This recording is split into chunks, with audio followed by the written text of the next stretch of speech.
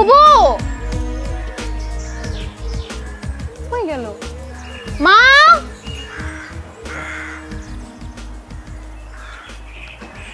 আপনি আপনি কে?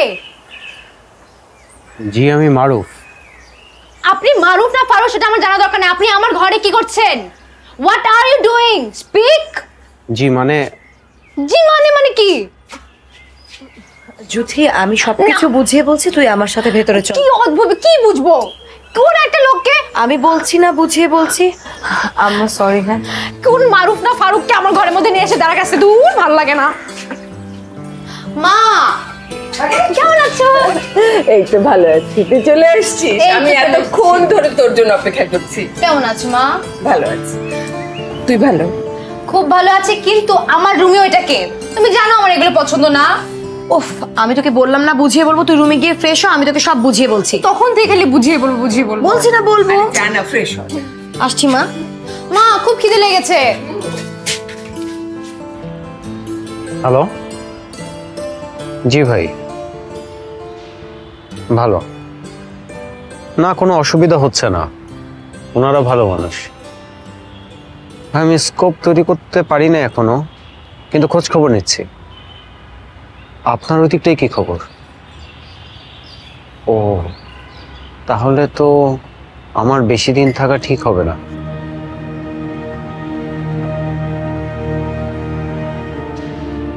ভাই আবিদ সাহেব এখানে আছেন, আমি রাখছি, পরে কথা বলি। ঢাকায় থেকে থেকে চুলগুলো একদম শেষ হয়ে গেছে। আচ্ছা বল, এবার ঘটনা বল, কি এমন বিরাট ঘটনা? ঘটনা কি? ঘটনা খুবই সিম্পল এন্ড সাধারণ। ওনার নাম মারুফ, ঢাকায় সম্ভবত একটা এনজিওতে কাজ করে। উনি সম্ভবত এখানে কি চোরাচালান আর মাদক কারবারি আছে না, এটার একটা জরিপে এসেছে। বাহ, খুব মহৎ কাজ নিয়ে এসেছেন উনি, কিন্তু আমাদের বাসায় কি করছে, তাও আবার আমার রুমে? আহা, এখানে কি কোনো ভালো থাকার জায়গা আছে নাকি? বাবার বন্ধু আজমত চাচা আছে না, বাবাকে ডেকে নাকি বলছে যে একটা ভালো জায়গা ঠিক করে দিতে। আমার মনে হয় লোকটা সম্ভবত আজমত চাচার আত্মীয় হতে পারে। আজমল চাচার আত্মীয়? তো কবে এসেছেন ভদ্রলোক? এই তো গত পরশুদিন এসেছেন, 2-1 দিনের মধ্যে চলেও যাবে। কে জানতো তুই হুট করে চলে আসবি? এখন আমার আসার দোষ হয় না। এই 2 দিনে তোমার কাজ কতদূর এগোলো? বেশ ভালো একটা ক্লু পেয়েছি। আচ্ছা, বর্ডার এলাকায় অপরাধীরা খুব সহজে পার পেয়ে যায়। বর্ডার এলাকার সিকিউরিটিও খুব বেশি টাইট না, যেই কারণে অপরাধীরা খুব সহজেই বর্ডার ক্রস করে একদম ধরাছোঁয়ার বাইরে চলে যেতে পারে। হ্যাঁ, আমাদের এখানে বর্ডার কোনো ফ্যাক্টরি না, লোকজন হর হামেশাই তাদের বিভিন্ন প্রয়োজনে বর্ডার ক্রস করছে।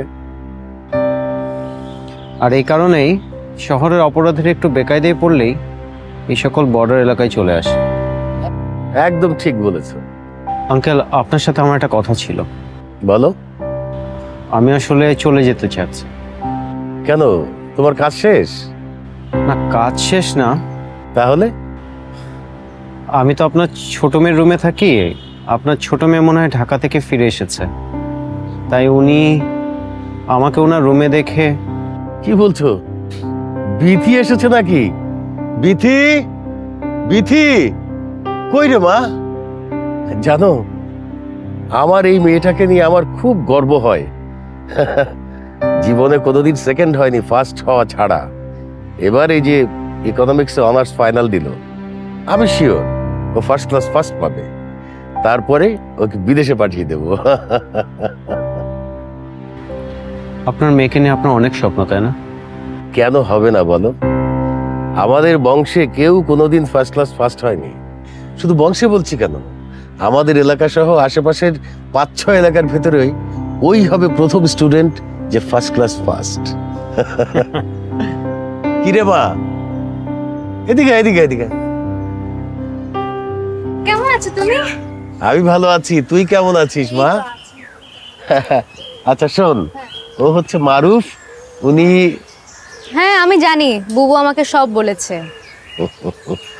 আচ্ছা, ও কয়েকটা দিন তোর রুমে থাকবে, তোর কোনো আপত্তি নাই তো? না, আপত্তি থাকবে কেন, যতদিন খুশি থাকতে পারেন। এবার বল, তোর রেজাল্ট কবে দেবে? রেজাল্ট হুম। দিবে, এই মাসের মধ্যে দিয়ে দিবে, তুমি টেনশন নিও না।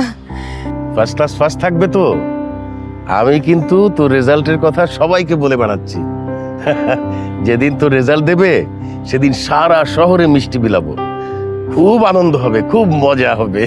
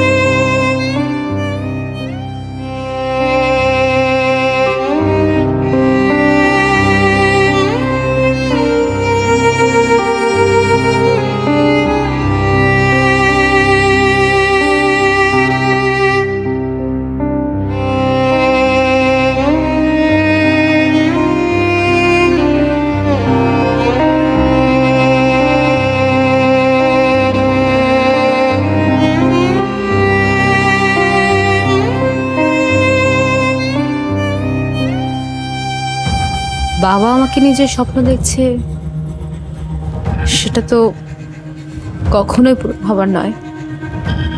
ফার্স্ট ক্লাস ফার্স্ট তো দূরের কথা, আমি তো ফার্স্ট ক্লাসও মনে হয়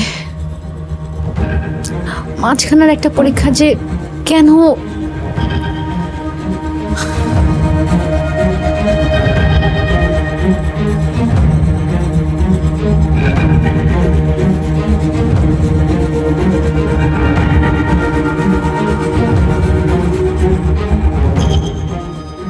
এখন এখন তাহলে কি করব?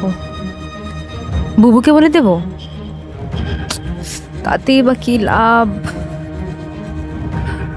বাবা আমার রেজাল্ট শুনে সহ্যই করতে পারবে না। যদি হার্ট অ্যাটাক করে?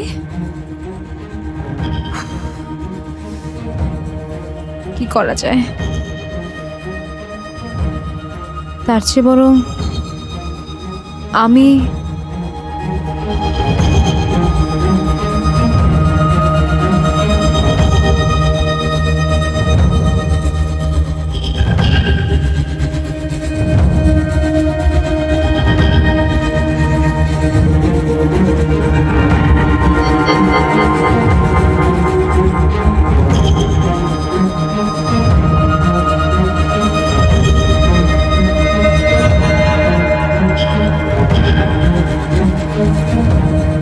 প্লিজ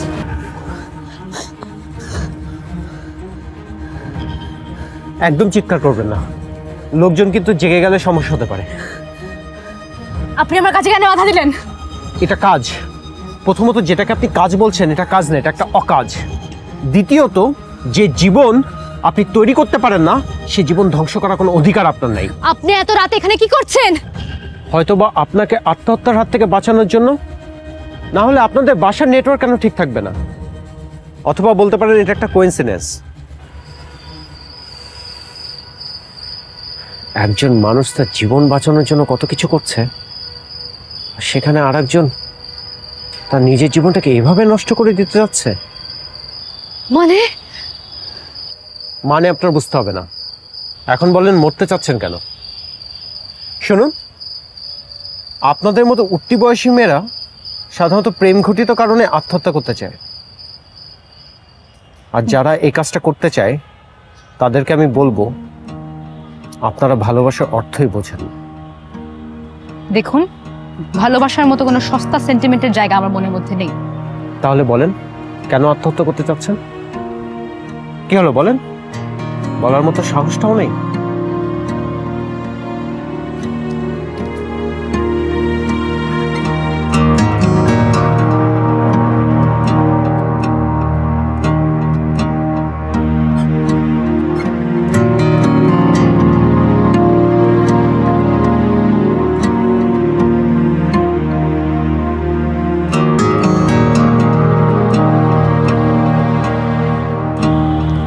কোথায় গেল আবার?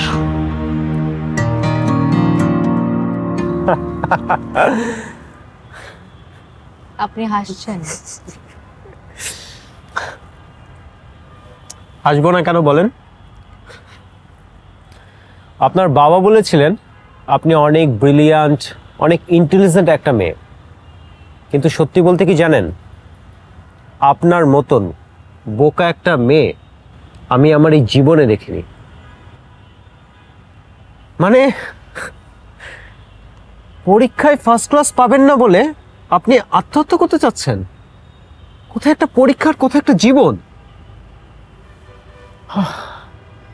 এই যুগের মেয়ে হয়ে কিভাবে আপনি এই ভুল করলেন? শুনুন, আপনি আপনার বাবার সাথে কথা বলুন, তাকে বলুন আপনার যে কোনো একটা পরীক্ষা খারাপ হয়েছে, যে কারণে আপনি এবার ফার্স্ট ক্লাস পাবেন না। আমি নিশ্চিত তিনি পুরো ব্যাপারটাই বুঝতে পারবেন। বাবার কানে এটা কোনোভাবেই যাওয়া যাবে না। বাবা আমাকে নিয়ে অনেক বড় বড় স্বপ্ন দেখে ফেলেছেন। সেই স্বপ্নগুলো যদি ভেঙে যায়, বাবা নিজেই হয়তো। আচ্ছা, তাহলে একটা কাজ করুন, আপনি সম্পূর্ণ ব্যাপারটা আমার উপর ছেড়ে দিন, আমি আপনার বাবার সাথে কথা বলবো। নো থ্যাঙ্কস, আইল হেল্প মাইসেলফ। প্লিজ, আর যাই করেন নেক্সট টাইম আত্মহত্যা করার চেষ্টা করবেন না।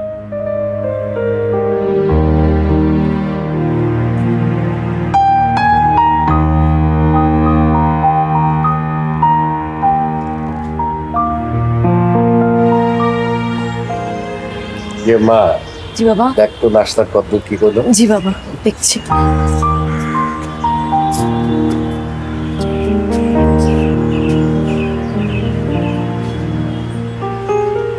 ওর একটা পা ক্রমশই দুর্বল হয়ে যাচ্ছে, ডাক্তার বলেছে পোলিও টাইপের কিছু। পোলিও? এই সময়? আমি হ্যাঁ। টিকা? এখন তো সবাই খুব সচেতন, জাতীয়ভাবে পোলিও দিবস পালন হচ্ছে। আমরা তো তখন এসবের কিছু জানতাম না। Very sad. ওর এই দুর্ভাগ্যের জন্য আমরাই দায়ী। বাবা মায়ের অবহেলার কারণে সন্তানদের যে দুর্ভোগ পোহাতে হয়, তার উদাহরণ আমরাই। এনিওয়ে আঙ্কেল, আপনার সাথে আমার বিথির ব্যাপারে কিছু কথা ছিল। বিথির ব্যাপারে? জি। শোন, ধর তুই একটা জিনিস নিয়ে অনেক বড় একটা স্বপ্ন দেখিস, কিন্তু তুই জানিস সেই স্বপ্নটা না তোর কখনোই পূরণ হবে না। তখন তুই কি করবি? আচ্ছা, তার আগে বল, তোর কিরকম কোনো স্বপ্ন আছে? অবশ্যই আছে। বল বল, কি স্বপ্ন বল না প্লিজ। এই যে ধর, আমি মাঝে মাঝে স্বপ্ন দেখি কোনো একদিন কোনো রাজকুমার এসে আমাকে উঠিয়ে নিয়ে চলে যাবে এখান থেকে বহু দূরে। এরকমই স্বপ্ন আমার। হ্যাঁ, ফাইজলামি করিস না, আমি কিন্তু সিরিয়াসলি বলছি, বল না বল। দেখ বিথি, আমার জীবনটা তো তোর মতো না। তুই কত ভালো স্টুডেন্ট, তোকে নিয়ে সবার কত স্বপ্ন। আমি তো টেনে টুনে ইন্টার পাস করলাম, বাবা তো তারপর পড়াশোনাটাই বন্ধ করে দিল। আর তাছাড়া আমার শারীরিক অবস্থাও তো আর 10 জন সাধারণ মানুষের মতো না, তাই না? এখন শুধু আমার একটাই স্বপ্ন, ভালো মনের যদি একজনকে পাই, তার সাথে সুন্দর করে সংসার করবার চেষ্টা করা, এটাই তো। সরি বুবু, আমি মনে হয় তোকে খুব কষ্ট দিয়ে দিলাম না রে, কিন্তু দেখবি তোর স্বপ্ন খুব তাড়াতাড়ি পূরণ হবে। মা বললো তোকে নাকি পাত্রপক্ষ দেখতে এসেছে। বল না বল না, কি বললো? বল না, ডেট ফাইনাল করেছে, কিছু বলেছে? বল না প্লিজ। কয়টা দিন সময় চেয়েছে।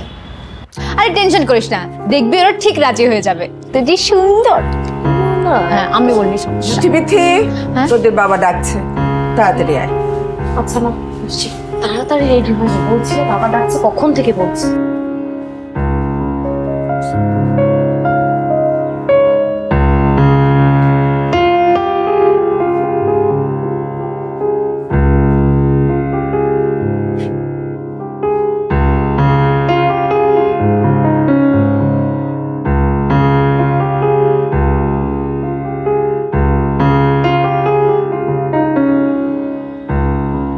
তোমাদেরকে একটা কথা বলার জন্য ডেকেছি। আজ থেকে আমি বুঝতে পেরেছি অর্থ, খ্যাতি, যশ এসবের চাইতে সম্মান নিয়ে ভালোভাবে বেঁচে থাকাটাই জরুরি। বিথি, মারে, জীবনের প্রতিটা ক্ষণে, প্রতিটা মুহূর্তে আমাদের কোনো না কোনো পরীক্ষা দিতেই হয়। সব পরীক্ষায় যে তুমি প্রথম হবে এমন কোনো কথা নেই, কিন্তু তাই বলে হাল ছেড়ে দিলে তো চলবে না। পরীক্ষায় প্রথম হতে পারলাম না, এই জীবন রেখে কি লাভ, এসব ভাবনা তো ভাবলে চলবে না মা।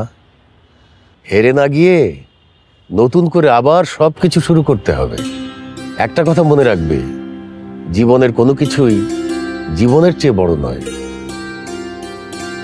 মারুফের কাছে আজ আমি কৃতজ্ঞ, ওই আজকে আমার ভাবনার একটা নতুন দিক খুলে দিয়েছে।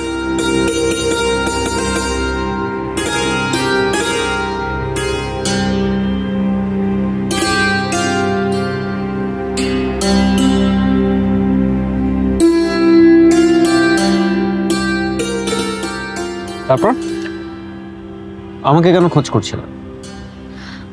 অ্যাকচুয়ালি আমি আপনাকে থ্যাঙ্কস জানাতে চাই। আর মানে আমি জানি না আপনি বাবাকে কি বলেছেন, বাট বাবা ফাইনালি আমাদেরকে বুঝতে শুরু করেছে। এবং শুধু আমি না, আমাদের বাসার সবার আপনার প্রতি অনেক অনেক অনেক কৃতজ্ঞতা রয়েছে। Thank you so much. দেখুন, দেখতে শুনতে আমি অনেক লম্বা হলেও আমি মানুষটা কিন্তু নিতান্তই ছোট, তাই আমাকে থ্যাঙ্কস বলে আপনারা নিজেদেরকে ছোট করবেন না। আর এরপরেও যদি আপনি থ্যাঙ্কস জানাতে ইনসিস্ট করেন তাহলে আমি অবশ্যই বলবো, এক কাজ করুন, কালকে সকালে আপনাদের এখানে খুব সুন্দর একটা জায়গায় আমাকে বেড়াতে নিয়ে যান। তাহলে আমি হয়তো ধরে নিব হ্যাঁ, আপনার জীবনের কোনো একটা কাজে আমি আসতে পেরেছি। কি হলো, ভয় পাচ্ছেন কেন? আরে আমি আপনাকে কিডন্যাপ করতে নিয়ে যাচ্ছি না। না মানে একবার বেড়াতে গেলে আমাদের মনে হয় না মাঝখানে এমন কোনো সম্পর্ক হয়ে যাবে। অবশ্য আপনার বড় বোন থাকলে ব্যাপারটা ভিন্ন হতে পারতো, কি তাই না? আপনি বেশি কথা বলেন। কালকে ঠিক 8টায় চলে আসবেন। আমি কিন্তু লেট পছন্দ করি না।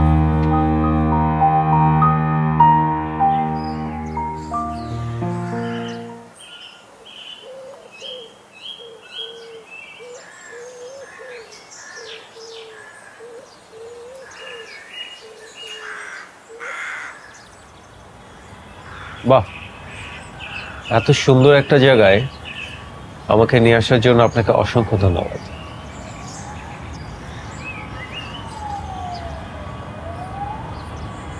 কি কিছু বলছেন না যে? আপনার কি ভালো লাগছে না?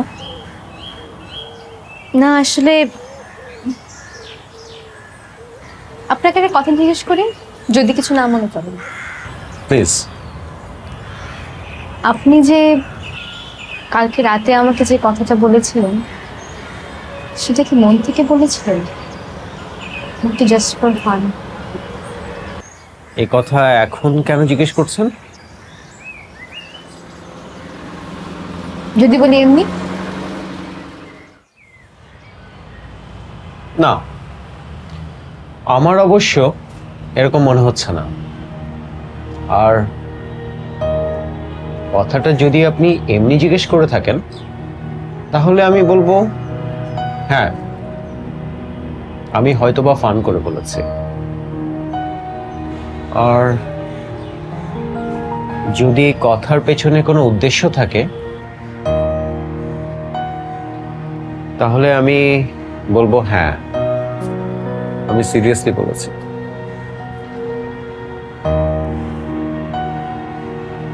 আপনাকে যেদিন আমি প্রথম দেখি, আচ্ছা বাদ দিন না, নিজেকে কেমন যেন একটু বুকিশ বুকিশ মনে হচ্ছে। বুকিশ বুকিশ মনে হচ্ছে? জানেন, আমি ইকোনমিক্সের স্টুডেন্ট হলেও আমার কিন্তু বই পড়তে খুব ভালো লাগে। আমার না খুব অদ্ভুত অদ্ভুত সব জিনিস ভালো লাগে। এই ধরুন পূর্ণিমার চাঁদ দেখতে খুব ভালো লাগে, বৃষ্টিতে ভিজতে খুব ভালো লাগে, গান শুনতে খুব ভালো লাগে। অদ্ভুত না? হঠাৎ আপনি এইসব কথা কেন বলছেন? কাল আমি আপনাকে বলেছিলাম না যে আমি মোটেও রোমান্টিক না। সত্যি কি জানেন, প্রতিটা মানুষ না ভেতর ভেতর থেকে অনেক বেশি আবেগপ্রবণ। হয়তো বা কখনো কখনো তারা সেটা প্রকাশ করতে পারে না। আসল মানুষটাকে কখনোই বাইরে থেকে চেনা যায়।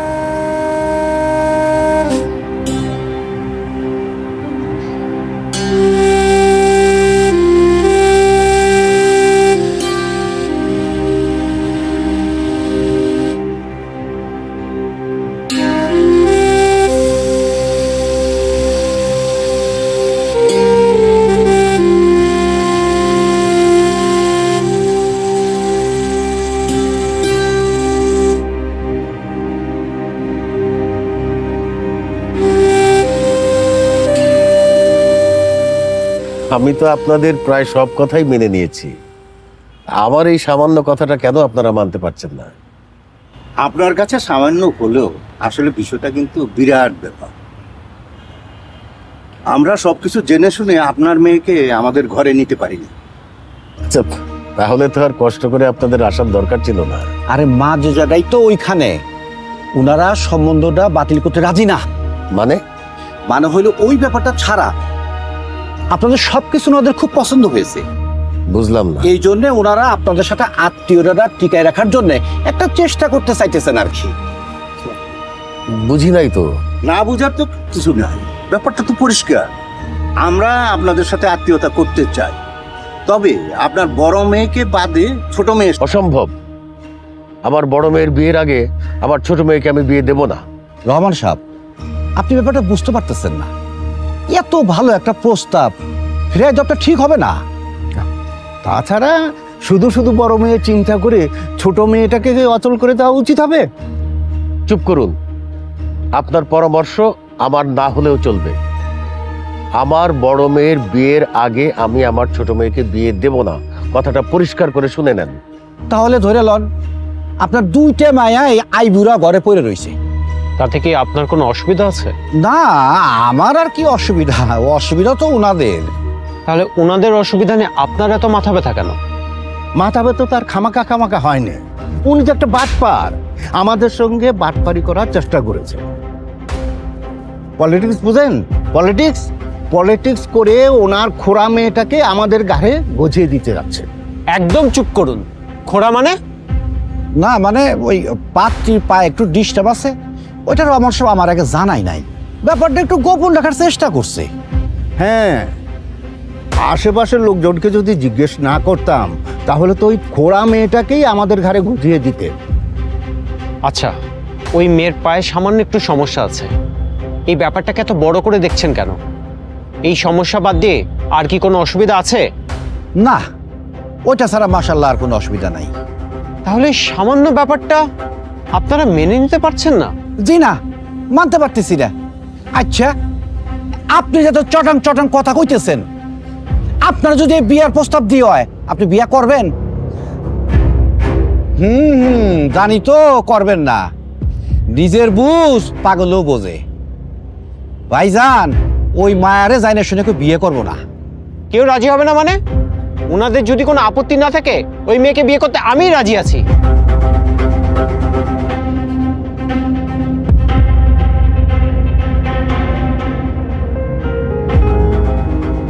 জুথি, জুথি, শুনেছিস কিছু?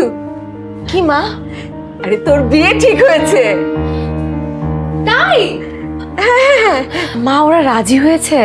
আরে ওরা রাজি হয়নি, তাহলে ভরা মজলিসে মারুফ জুথিকে বিয়ে করতে রাজি হয়েছে। মারুফ? কোন মারুফ মা? মারুফ? আরে মারুফ রাজি হয়েছে।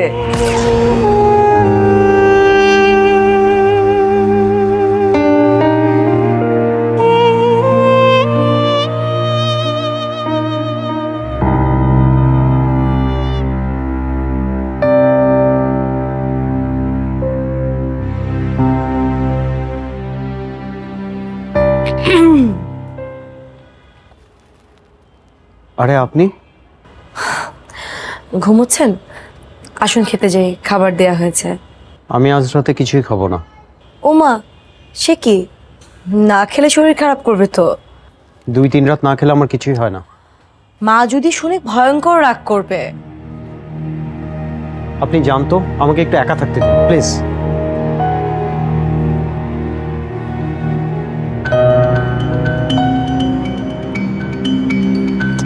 আচ্ছা শুনুন, আপনি যান, আমি আসছি। ঠিক আছে।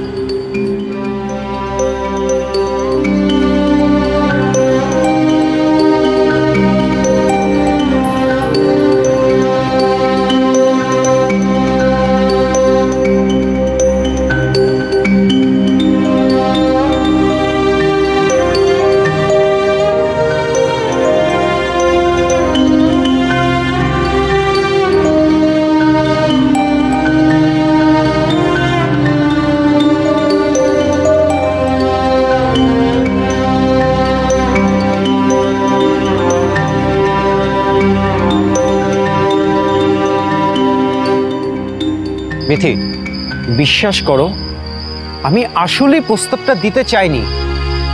ঝোঁকের মাথায় কি যে বলে ফেলেছি আমি। আর তুমি তো জানোই আমি তোমাকে পছন্দ করি। প্লিজ মারুফ সাহেব, প্লিজ। ঝোঁকের মাথায় হোক আর যেভাবেই হোক না কেন, আপনি যেটা বলেছেন সেটা বুবু সহ বাসার সবাই শুনেছে এবং ইনফ্যাক্ট সবাই সেটা বিশ্বাস করে। আমি চাই আপনি আপনার কথা রাখুন। কিন্তু বিথি, প্লিজ প্লিজ মারুফ সাহেব, ডোন্ট বি ম্যাচিউরড। আমি খুব খুশি হব যদি আপনি আপনার কথা রাখেন। তুমি একবার আমাকে বোঝার চেষ্টা করো। আমি কি বলতে চাই সেটা একবার শুনো। মারুফ সাহেব প্লিজ প্লিজ, আমি সব বুঝি, প্লিজ। অনেক রাত হয়েছে, ঘুমোতে যান প্লিজ। লিভ, আমাকে একটু একা থাকতে দিন।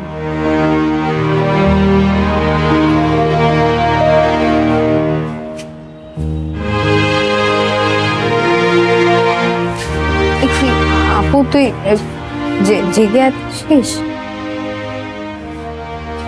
বিথি, তুই কি প্রমাণ করতে চাস বল তো আমাকে। কি মানে কি কি মানে তুই প্রমাণ করতে চাস যে তুই আমার জন্য স্যাক্রিফাইস করছিস, দয়া দেখাচ্ছিস আমাকে। বিথি, তুইও আমাকে করুণা করছিস? কি তুই কি বলতে চাচ্ছিস? আমি কিছুই বুঝতে পারছি না। বোঝার তো কোনো কারণ নেই। আর যেভাবেই হোক তুই তো মারুফকে ভালোবেসে ফেলেছিস না। এখন তো এই সম্পর্কটাকে অস্বীকার করার কোনো কারণ নেই। দেখ, স্বীকার বা অস্বীকারের কোনো কিছু এখানে নাই। সে তো তোকে সবার সামনে বলেছে যে সে তোকে বিয়ে করতে চায়। বিথি, ওইটা ছিল সিচুয়েশনাল ডিমান্ড, ওইটা তো আসল সত্যি না। একটা কথাকে সত্যি ধরে নিলেই তো এটা সত্যি হয়ে যায় না বিথি। আর তুই আমার জন্য কেন নিজেকে বঞ্চিত করবি বল প্লিজ। হ্যাঁ, এটা হয় না, জাস্ট হয় না।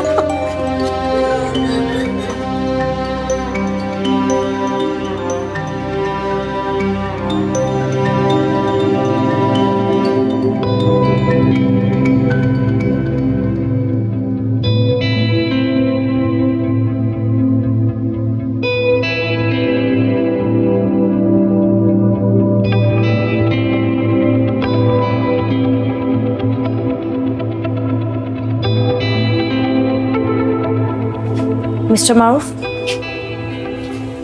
আমি আসলে আপনার কাছে একটা কথা জানতে এবং আপনাকে একটা কথা জানাতে এসেছি। জি বলুন। আমি জানতে চাই আপনি নিজের সাথে কেন প্রতারণা করছেন, আর আমি জানাতে চাই আমি কারো করুণা চাই না। করুণা, প্রতারণা, এসব কি বলছেন? এই কথাটা এই কারণেই আসছে যে আপনি সেন্টিমেন্টের বশে যা করেছেন এটা কোনোভাবেই আপনার লক্ষ্য বা উদ্দেশ্য ছিল না, রাইট? জি, মানে আসলে কি মারুফ, আমার মা বাবা আপনার প্রস্তাবে রাজি হলেও আমি কোনোভাবেই আপনার প্রস্তাবে রাজি না। আর আমার মনে হয় আপনার একবার বিথির সাথে কথা বলা দরকার এবং এটা জরুরি।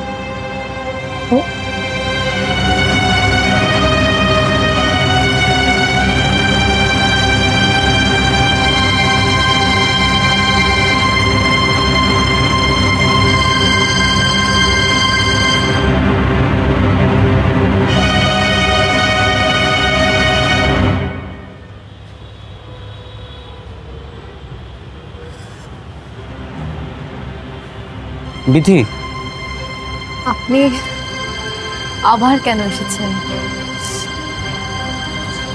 কি বলবেন? বিধি, সামান্য একটা ভুলে সবকিছু কিন্তু এলোমেলো হয়ে যাবে। দেখুন, আই এম রিয়েলি সরি। আমি আমার নিজেকে আমার নিজের বোনের প্রতিদ্বন্দ্বী মনে করতে পারবো না। তোমার বোন কখনোই তোমার প্রতিদ্বন্দ্বী নয়। দেখুন, আপনি নিজের মুখে সবার সামনে বলেছেন যে আপনি ওনাকে বিয়ে করবেন। তুমি খুব ভালো মতোই জানো আমি ঝোঁকের মাথায় এটা বলেছি। আর তোমার বুবুও আমাকে বিয়ে করতে রাজি নয়। কি? হ্যাঁ, তোমার বুবুই আমাকে এই বিশ্রী অবস্থা থেকে উদ্ধার করেছেন। এখন তুমি যদি বলো তাহলে আমি তোমার বাবার সাথে কথা বলে দেখতে পারি। এটা অসম্ভব মারুফ সাহেব। বাবা এটা কিছুতেই মেনে নেবেন না। কিন্তু কেন? আপনি আমার জায়গা থাকলে বুঝতেন। দেখুন, আমরা একটা সোসাইটিতে বসবাস করি। বুবুর আগে আমার বিয়ে কিছুতেই হতে পারে না মারুফ সাহেব। তাহলে উপায়? একটা উপায় আছে। বুবু, জুথি, তোরা পালিয়ে যা। কি বলছিসটা কি? বিথি, তুই বুঝতে পারছিস না আমার একার জন্য তোদের সবার জীবন নষ্ট হবে? এটা আমি চাই না বিথি। এটা হয় না বুবু। তুই একটুও দুশ্চিন্তা করিস না, তোরা অনেক দূরে কোথাও চলে যা। বাড়ির পরিবেশ যখন একটু স্বাভাবিক হয়ে আসবে আমি নিজে গিয়ে তোদের নিয়ে আসবো। মারুফ, আপনারা চলে যান, চলে যা বিথি, না করিস না। বুবু,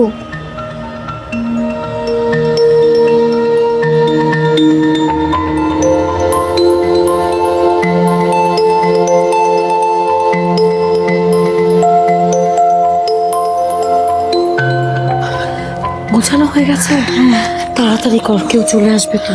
আমার খুব ভয় লাগছে রে। শোন না, হ্যাঁ, আমার কাছে এতটুকুই ছিল, এটা তোর কাছে রাখ, কাজে লাগবে। এটা কোনো দরকার নেই বা না, এটা রেখেছি। আচ্ছা, আমার খুব ভয় লাগছে। জলদি কর, জলদি কর। যদি কিছু হয়ে যায় বাবা।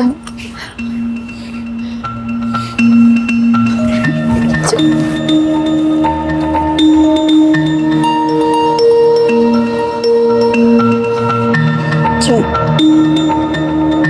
কিচ্ছু হবে না, আমি আছি না সাথে। চল চল চল।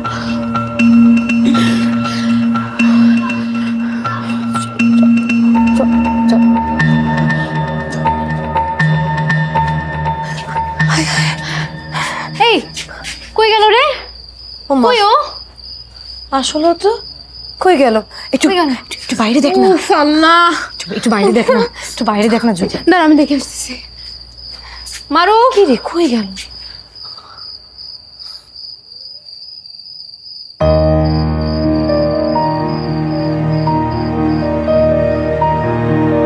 আমি চলে গেলাম, কোথায় যাব জানি না।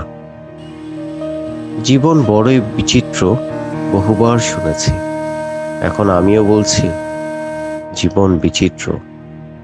আইনের চোখে কোনো একটা অপরাধে আমি অপরাধী, সেখানে আমার দায় কতটুকু ভালো করে জানি না। আপু, কোথাও নাই রে। কি হলো? কি কোথাও পাচ্ছি না তো। তোর হাতে এটা কি? কি এটা? তবু একটা খুনের দায়ে আমি এখন ফেরার। ভেবেছিলাম কোনো নিরিবিলি আশ্রয়ে নিজেকে ঢেকে রাখবো আপাতত, তারপর কোনো একদিকে চলে যাব। কিন্তু ভবিষ্যৎ কার যে কি কেউই জানে না। থাকা হলো না। এই প্রথম ভালোবাসার উষ্ণতা অনুভব করলাম, আর তাই নিজেকেই পাল্টাতে হলো। যে আমি এসেছিলাম আর যে আমি চলে যাচ্ছি, এই দুজন এক মানুষ নয়। আর কোনোদিন যদি আবার দেখা হয়, আমার দায়টুকু কান খুলে জানাবো। কষ্ট হলে যেন কষ্ট আমারও হবে। ইতি, মারুফ।